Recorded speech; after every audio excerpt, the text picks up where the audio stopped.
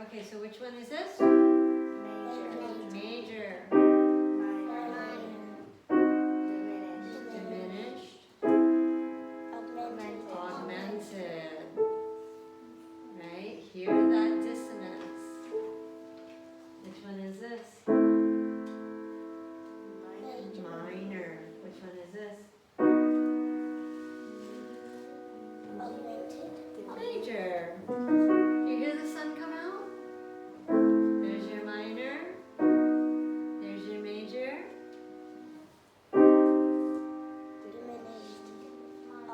It's minor. Diminished is real trouble. Right? That's like you're stuck on the train tracks trouble. Which one is this? Major. Catherine, are you answering? Which one is this?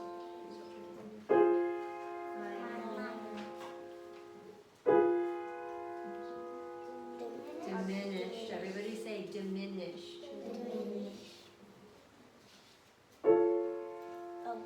Augmented. There we go. One more. What's this one?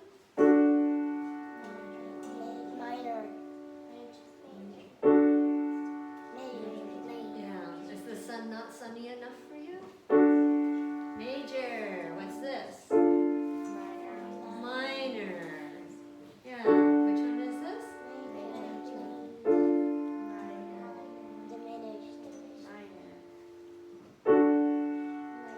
Major. April and Mabel, I need to hear your answers. Which one is this? Everybody. Which one is this? There we go. I mean, I've played it like 5 times now, right? One more time. What's this? What's this? There we go. And then one more. Diminished. Right. And does it sound like a step or a skip? So it's a second. Everybody say second. Does this sound like a step or a skip? Skip. So everybody say third. Okay, so is this a second or a third? Second. Third. Third.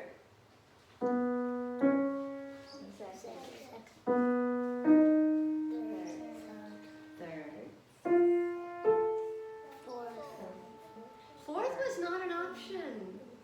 We didn't talk about fourth. I mean, we did, but not today, not like this. Your choices are second or third?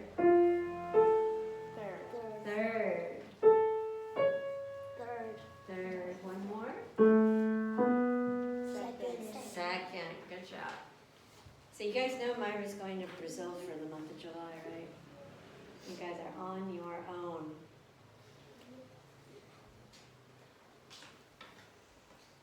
Okay, so one of the things that's been coming up in everybody's private lessons are leisure lines.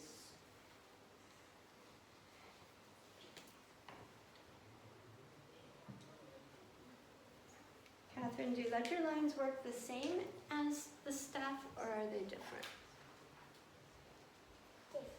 What's different about them?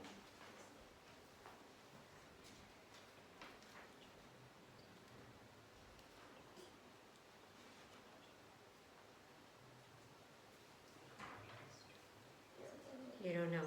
Okay, can somebody help her? Are they the same or different? Sodium? It works the same, right? It's still just the alphabet going up by steps. So in base clef, what's our note on the top space? G. And then I have to go to a space or a line now? Line. And what comes after G in the musical alphabet? Now where do I go? Space. Which is? B. Now I'm out of lines and spaces. So if you were not in the previous class and you didn't just do this 8 minutes ago, tell me what I do now. Don't you just put a line? I I put a line, but look very carefully how I do it. I need to put it above that space. Right? If I put it down here, it looks weird. Can you hand me the eraser, Myra? Thank you. Right? It's disorienting, so I need to have room for that space, and then I can use the line for my note. So what comes after B? C. Now what's next, Brock? D. Well, how am I going to draw it? Oh, just go above line. Above the line, so I keep the line in the same place. And then I draw the space. D. Right, and it's D. Now what do I do, Alma? Don't you make another line? I make another line, so I keep my first line the same. And then again, my second line has to be on top of that space. And then you do the And same. then I can do my note on the line. So, if you see a note,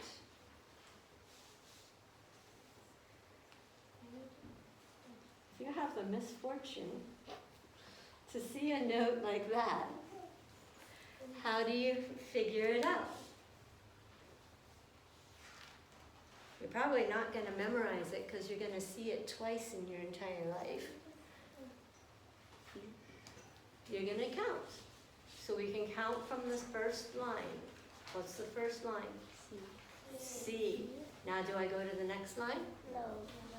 No, I go to the Space. space, which is, D. now do I go to the next space? No. No, where do I go? Line. So what letter? E. Now do I go to the next line? No. No, I go to the, Space. which is,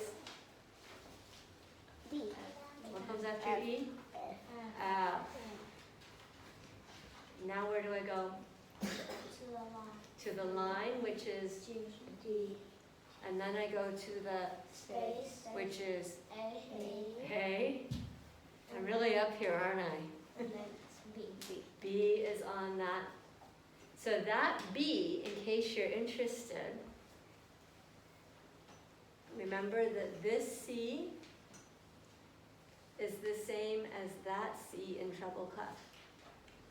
So that's why you'll never see that note, because if a composer really wanted to use that note, they probably want to use notes that are around it.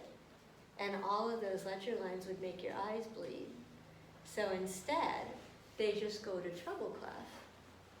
And then they can write all these notes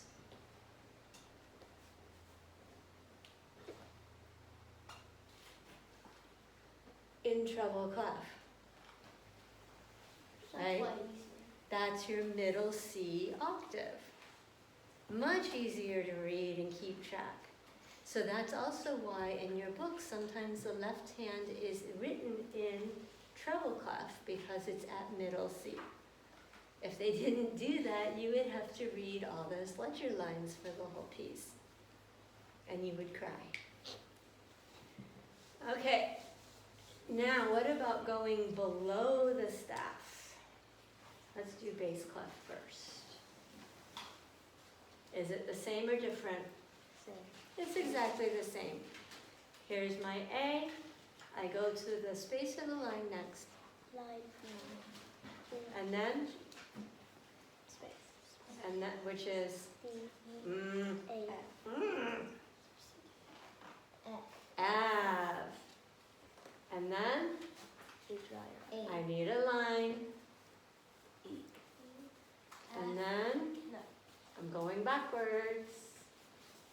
In my space, under the line, D. Now what? I have to drop 2 lines. I need a second line underneath my space. B. C. We're going backwards. C. C. D.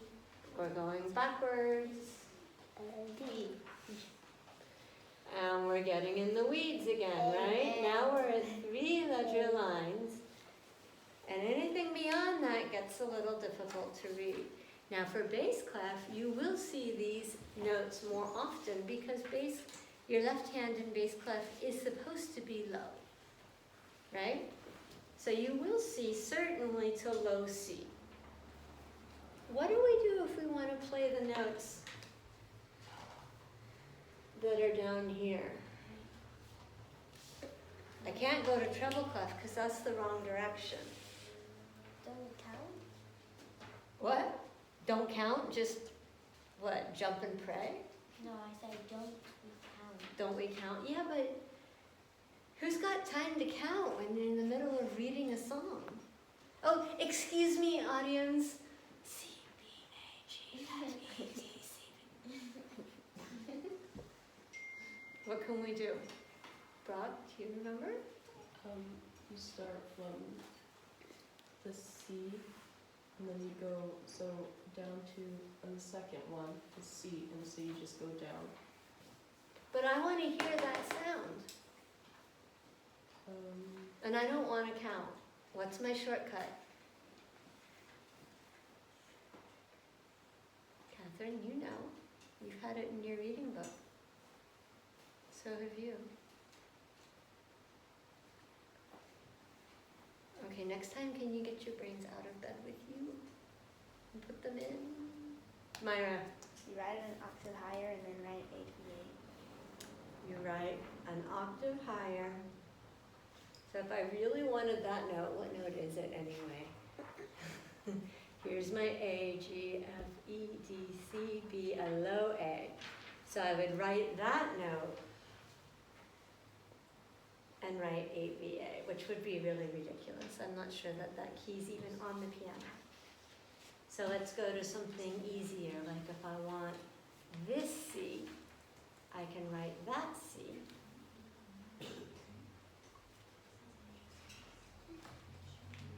So if that's what I write, I'm in normal bass clef for my left hand.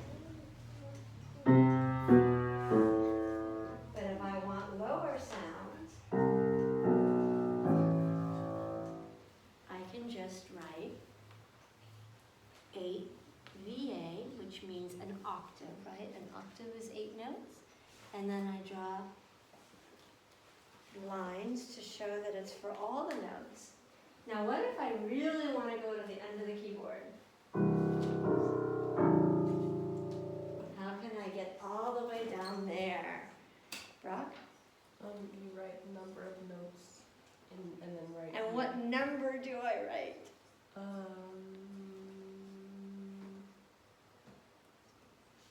Myra, bail him out. 15. Huh? 15. 15. Music, math. Remember, 2 octaves is not 16. It's 15. So if you see 15 VA, it means to go 2 octaves down from what's written. Can you write 22 there? If you can find an instrument that plays that low, maybe the contrabassoon or something? I'm not really sure how low they go. Okay, so then for treble clef, if I go high, it's the same. Oops. I draw my line for my A, my space, my 2 lines, my space, and my 3 lines is E. Anything after that E, what am I going to do? Am I going to keep drawing ledger lines? No. No, I'm tired.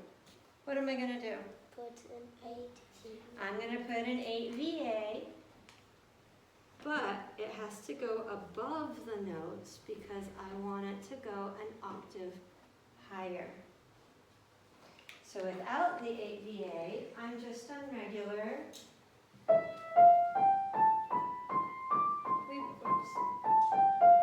We play there often, right? That's not so high.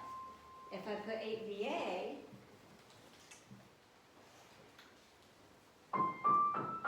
I'm up in this octave. What if I want to go all the way up here? What do I write? 15. Everybody say 15 VA. 15. Right, so it's rare, but it exists, and it is used. Now, what about going low on the treble clef? If I start on F, E, D, C, B, we're going backwards, A, G, and right about here, I get tired. I could do 8VA, but what else could I do?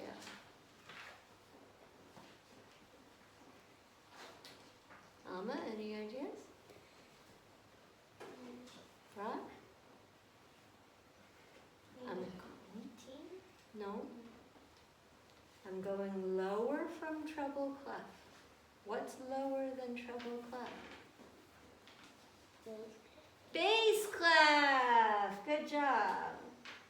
So remember, this C in treble clef is middle C on the piano, which is this C in bass clef. That's where they meet.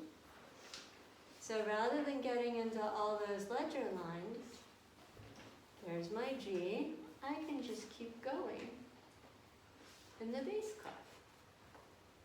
And again, it's unlikely that right hand would play below that note in bass clef, because where would that put left hand? Right, left hand would be even lower, or you'd get into cross hands, and that would get really complicated. But you understand the principle, and it can happen. Composers ultimately can write what they want.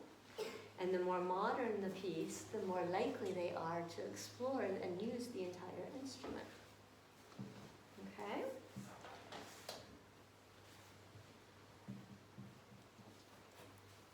So we have worksheets, because I know how much you guys like them, but they have their place. Oops, not that one. Brock and Myra, you already have yours. Sergio, you have yours. Elma.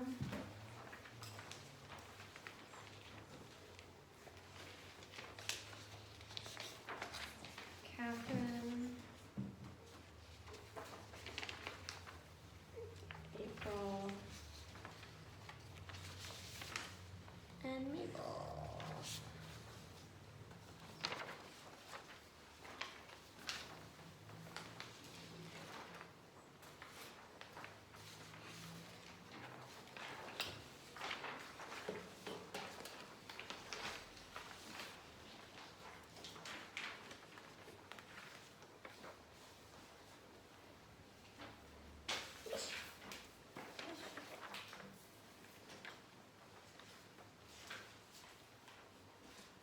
So what composer did we switch to last week?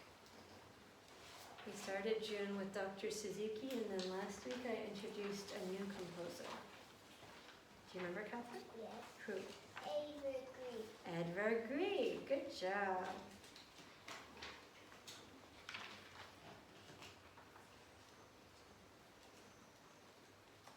Did we talk about what country he was from? I don't think we did.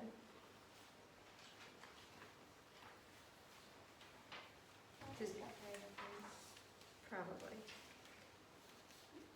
Does Grieg sound Italian? Does it have an I at the end of it? How about Indian? Does Grieg sound Indian? No.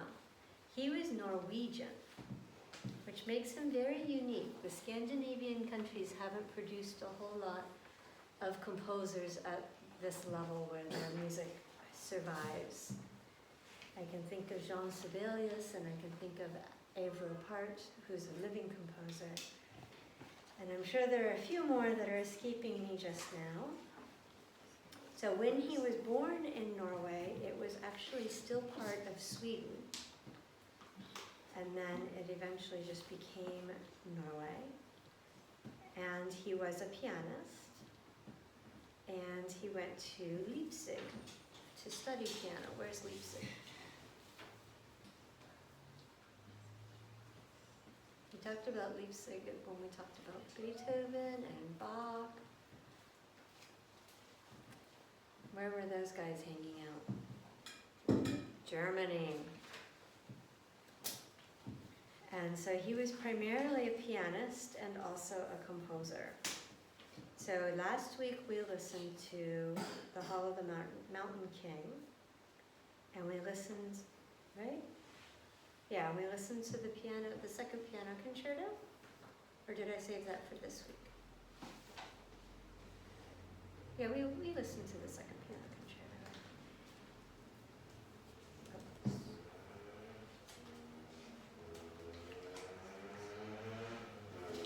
So the pieces that you are most likely to play are called his lyric pieces.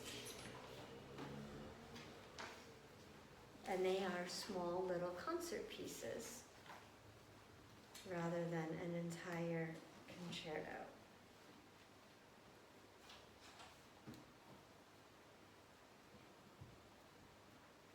So this is called Arietta.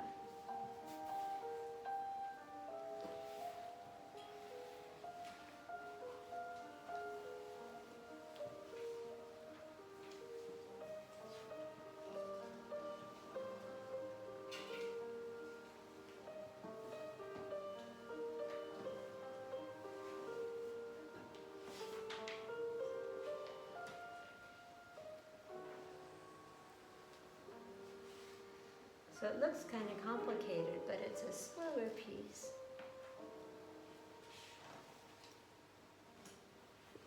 So we have a very slow beat, which means we have faster rhythm.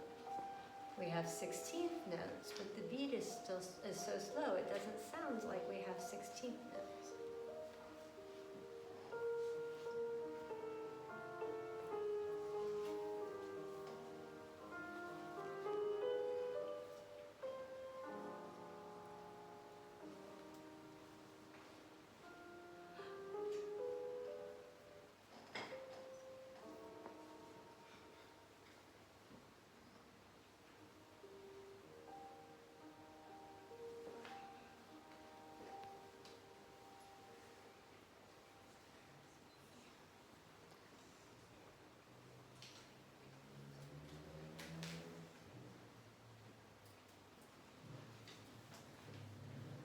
And a waltz.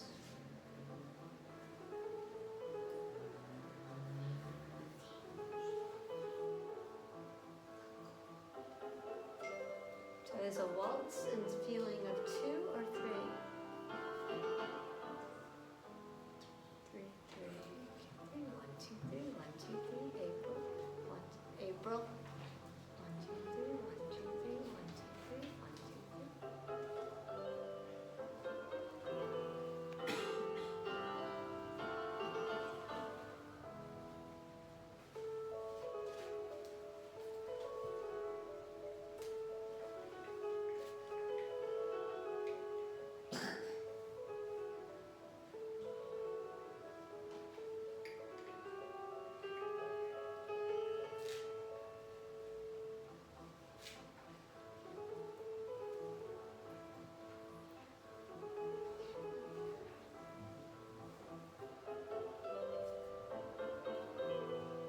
So how would you describe the music? Does it sound like Bach? No. So how does it sound different from Bach? Bach? Because Bach has like different like melodies, Mm-hmm. and then this one just has one. Right. We have a melody with accompaniment. So that's something that became popular during, from the classical era on. What else? Here's Watchman's Song.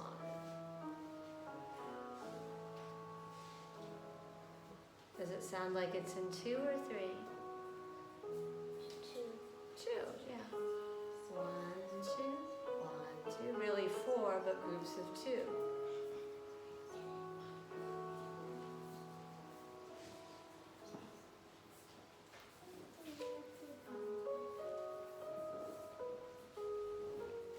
So how else does it sound different from Bach?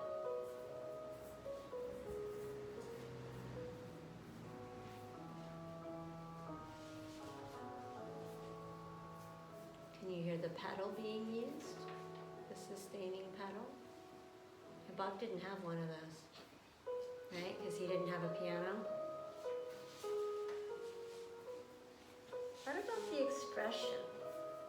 Do you hear how the performer is using rubato and speeding up and slowing down a little bit? Do we do that when we play Bach? No, we do not. We keep a steady beat when we play Bach.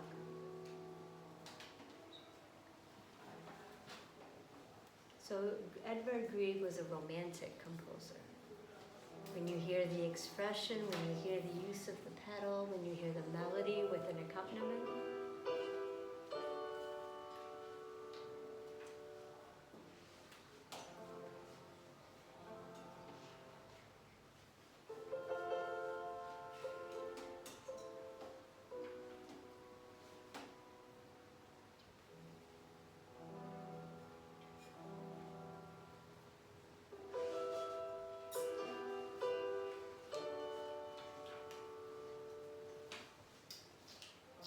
you hear those in the left hand, those really fast arpeggios.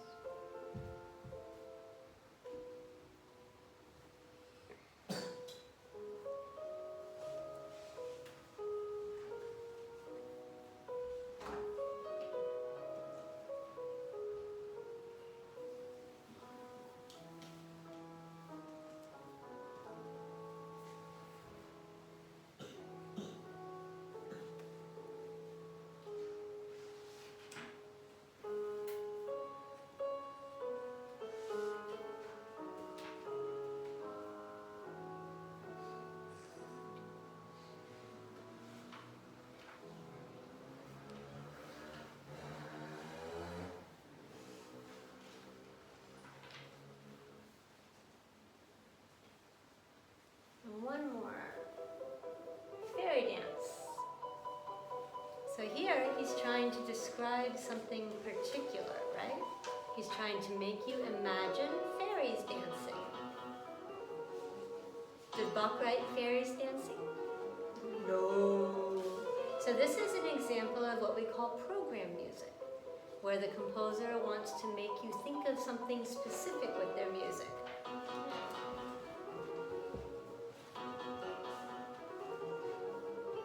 Does it sound like fairies dancing? Kind of.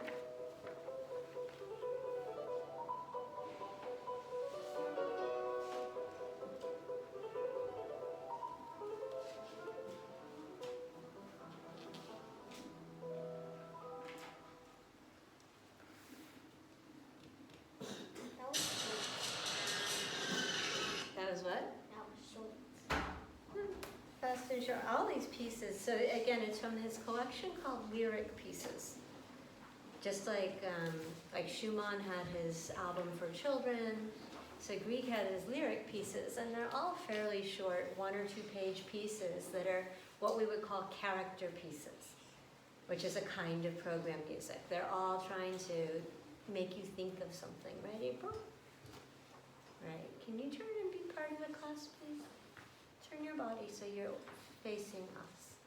Thank you. Okay, we have just enough time for a little bit more bass clef. Are you guys starting to feel more comfortable with bass clef? Yeah, if I were you, I would say yes. Or we have to keep working on it. Okay.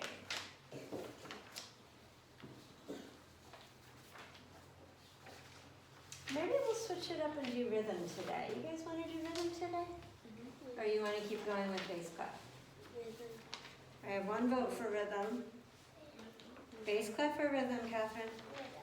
Rhythm? What about you, Mabel? Bass clef or rhythm?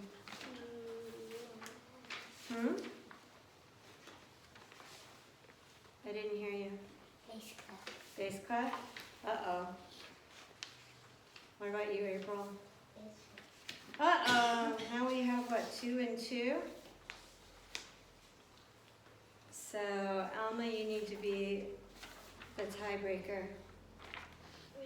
Rhythm. Okay, sorry guys. We'll do bass clef another day, maybe. Giovanni, Mabel. Olivia, blah. Does everybody have their papers? Myra, can you pass pencils? April, can you pass books?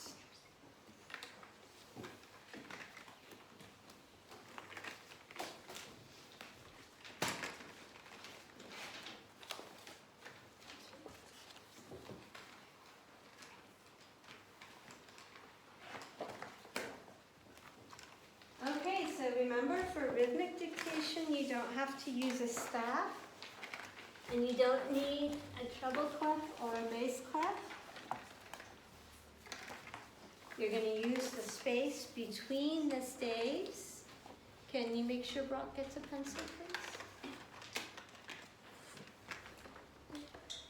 Thank you. Is that okay? So you're going to use the space between the staves, and you're going to give yourself a time signature of 2-4. Or you can do it underneath your paper, like at the bottom. You guys all have a nice big space down here at the bottom. You could write your 2-4 down there and use that space, or the space above. And remember, when we draw, you're not going to write this, but when we draw a ta, we only draw the stem. When we draw a tt, we only draw the stems and the beam. If we draw a sh, we do a backwards 3. If we want a ta, we do have to draw the note. Okay?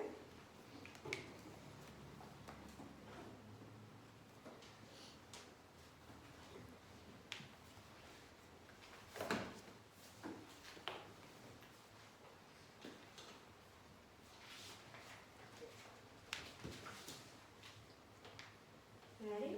So here's your B.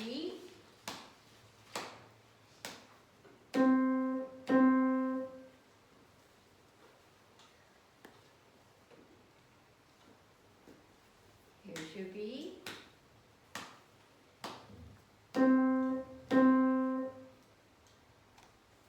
No notes, no note heads unless you heard a ta-ah. Just draw the stems.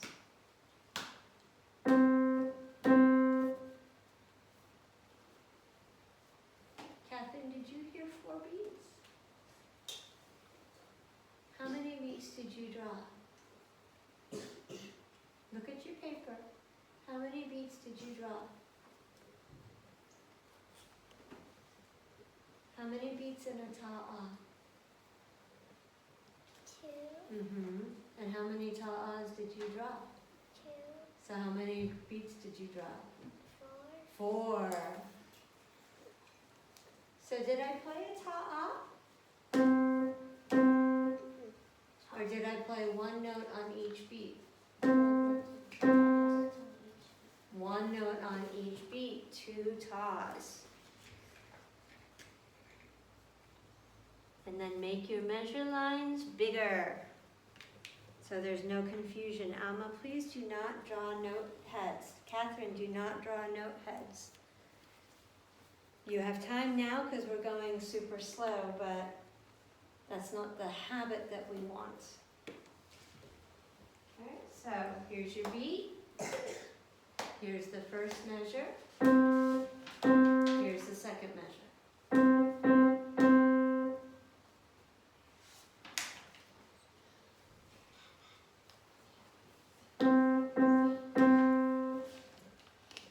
How many notes did I play? 3. How many beats do we have?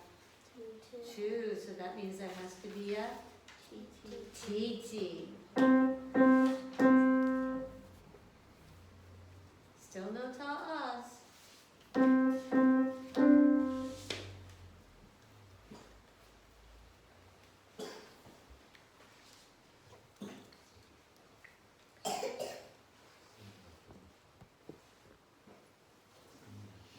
So it's T, T, ta, with a nice big measure line.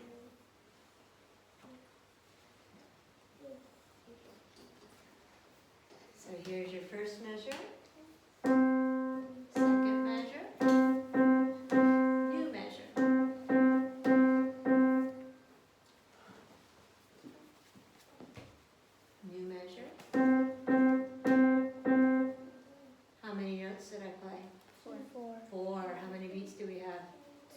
Two, so that's some serious TTs.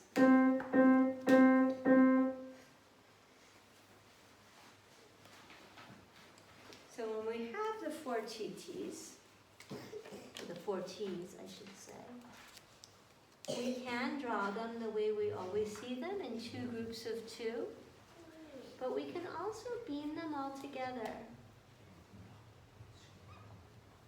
That doesn't make it a ticka-ticka, because to make it a ticka-ticka, I would need to draw another beam, which I'm not going to do.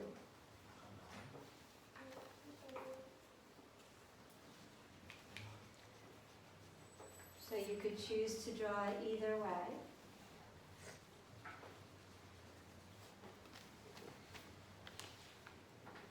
Here's your beat. First measure. Second. Third. Fourth. Here's the fourth measure again.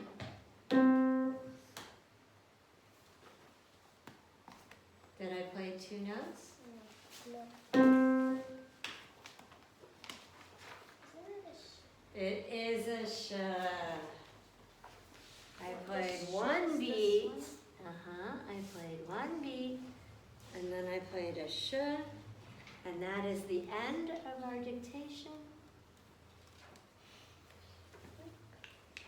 So in the fall, you guys will need to go to the store and buy, they have composition books. All the stores sell them. Staples sells them, Can we make a Continente repeat? sells them. Huh? Can we make a repeat? You can make a repeat if you want. And then we won't have to take so long to pass everything out. We can get more done. Okay? Make sure you have a double bar line, April. It's the end of the song. Good job, Mabel. All right, Brock, can you collect the papers, Surya the books, and Mabel the pencils?